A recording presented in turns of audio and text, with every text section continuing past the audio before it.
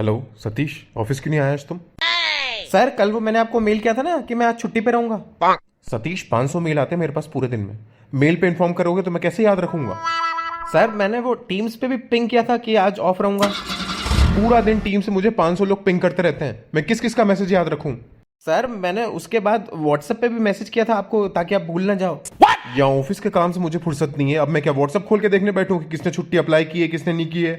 Sir मैंने Instagram पे भी मैसेज भेज के आपको रिमाइंडर डाला था।